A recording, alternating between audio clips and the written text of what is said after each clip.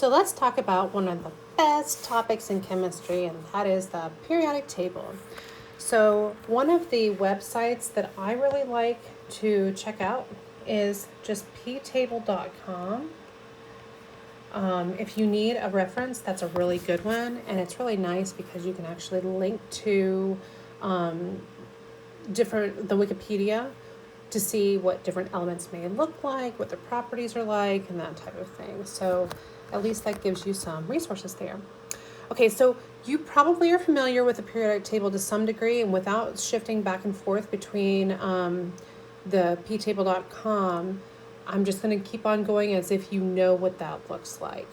So the periodic table has specific elements, and those are laid out based on their properties. Actually, it's really cool how we put the periodic table together by their properties without really knowing much about them, but about the elements. But then we found out that things kind of worked out because we have atomic numbers that increase one by one and things like that. There is so much information that is on the periodic table. It is so much more relevant, though, to understand how it works and how to read it than would ever be to memorize it, at least in my opinion. So we have elements isolated as pure substances. So elements are pure substances when they're just in their elemental form. And that's the building block of everything that exists in the universe that has matter. So each of those has specific properties, both chemical and physical properties. And how we define things, and this is where a lot of people get mixed up, but how we define an element is by its number of protons. So you've probably heard of protons, neutrons, and electrons, but protons are what we actually define the element by, okay? They're abbreviated by a single letter. That first letter is going to be capitalized. And if you have subsequent letters, sometimes they have another that follows, that is lowercase. So bromium, for example, is capital B, small r. And we call those the chemical symbols. So back when we were trying to figure out more about an atom, Dalton came up with the atomic theory in around 1808. The term atom means indivisible. And okay, so that's not totally true because you can divide an atom a little bit and stuff, but an atom is the smallest unit of an element that retains the properties of that element. So it's kind of like the smallest unit that there is, okay? As we went through the 1800s, smaller particles were known to exist. And there are certain ways that we talked about those in existence, and I'll talk about that in just a second. So we knew that electrons exist. These guys have a very small mass. As a matter of fact, we consider it to be about zero. They really exist in this super hyper energy state. They're almost like pure energy, but they're not. They're kind of really cool. And they have a negative charge. Protons I just talked about a minute ago, they're much, much heavier. They have a positive charge, so they have some real mass to them. And we found that neutrons also are a thing that exists, and as the word implies, they have no charge. But the cool thing is that they weigh about the same amount as a proton.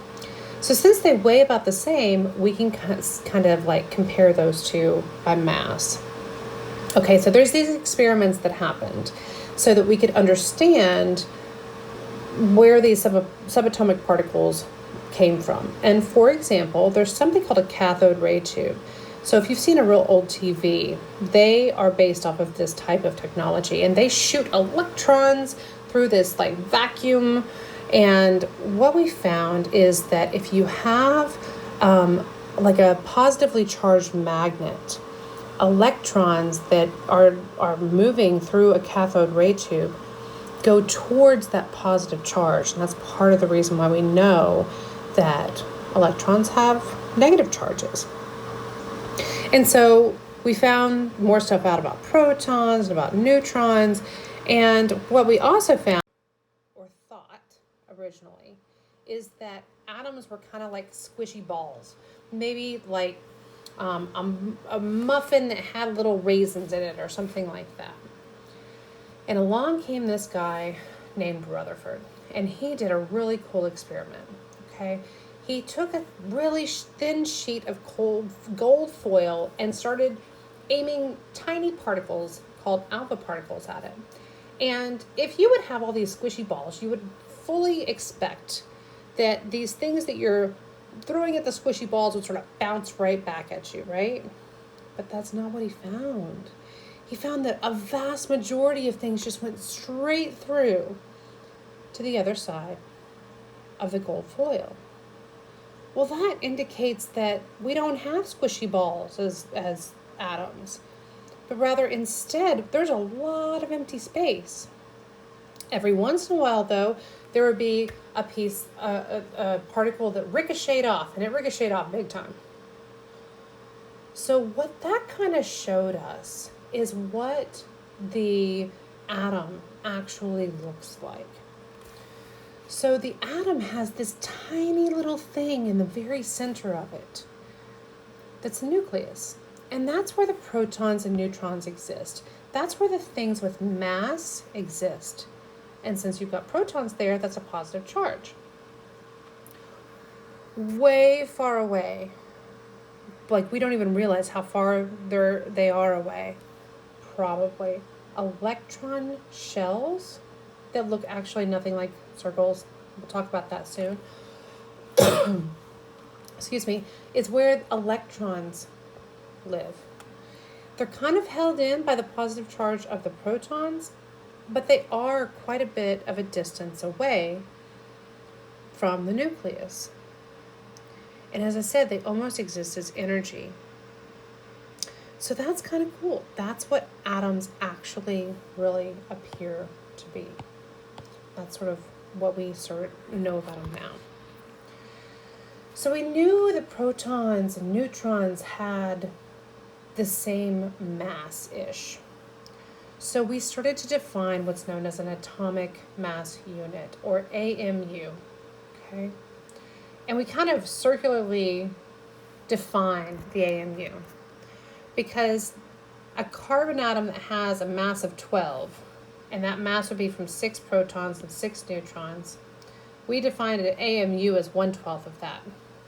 So in other words, an AMU is how much one proton or one neutron weighs approximately.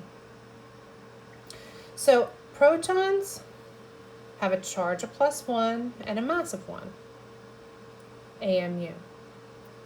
Electrons have a charge of -1 and no mass, relatively speaking. And neutrons have no charge, as the name implies, they have a mass of 1. So let's take that to the periodic table and look at the element beryllium.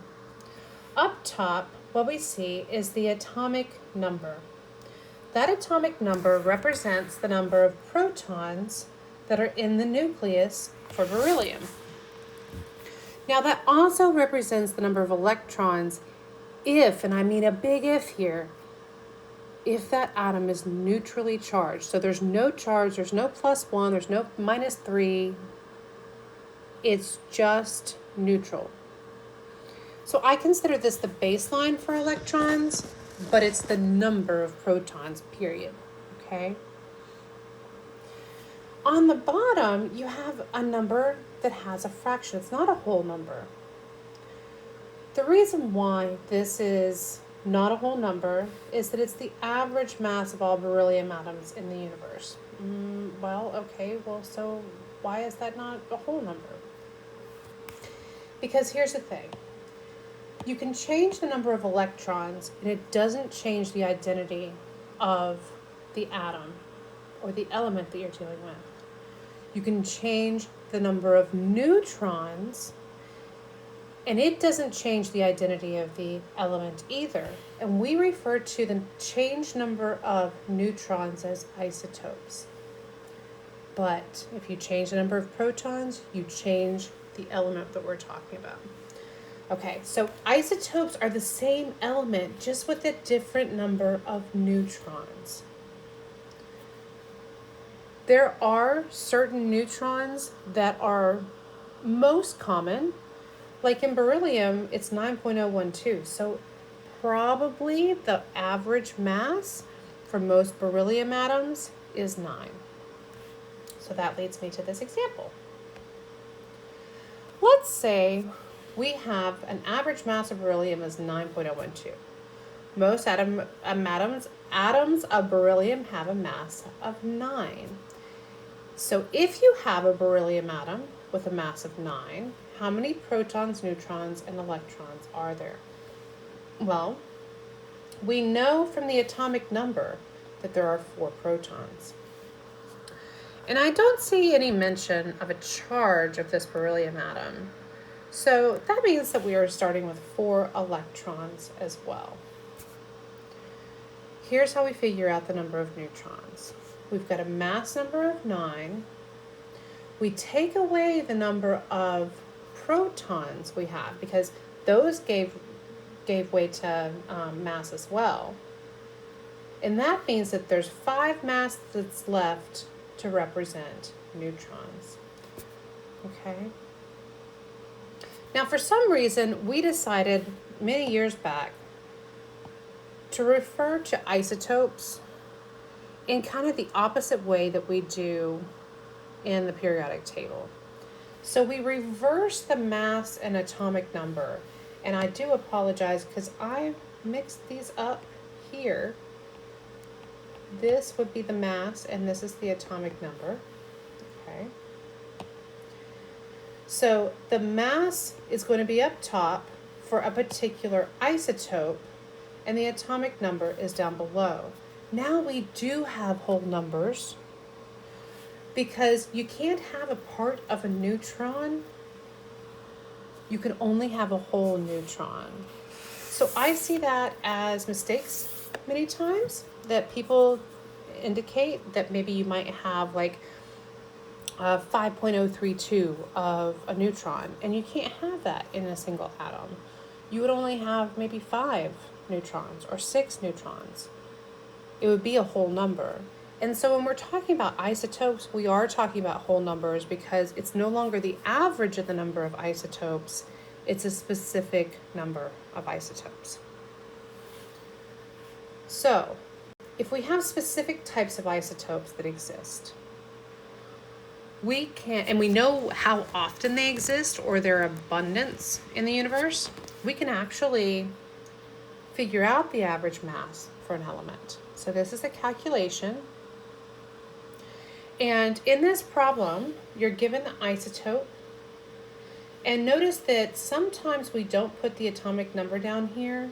That is another way to represent things sometimes. The reason why is because neon, you can look up on the periodic table and tell what that is.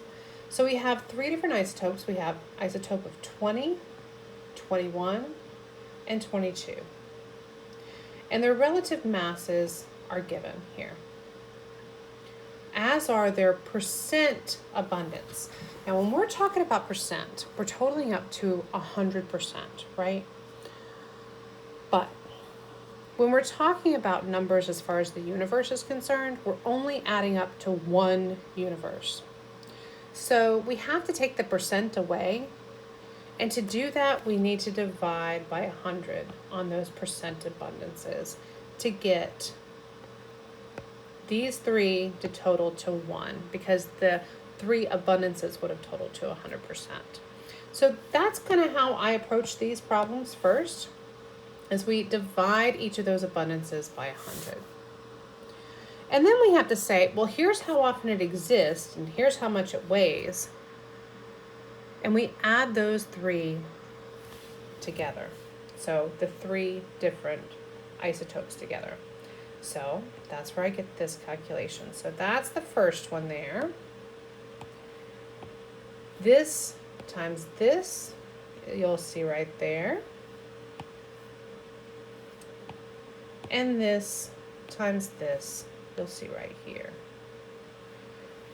And so when you run those numbers, I would take them down to 3 sig figs because we have 3 sig figs in our abundances. And that's not entirely correct. You are doing multiplication and you're doing addition. So I'm simplifying that sig fig there, but I think that that's a reasonable representation of what we have here, as far as the average mass is concerned of neon. And that's how you calculate those. You probably need to practice this a bit. So I would suggest maybe rewinding and trying this with neon, or finding another isotope that you want to practice with. Thank you very much, and the next videos are on the periodic table. Thank you.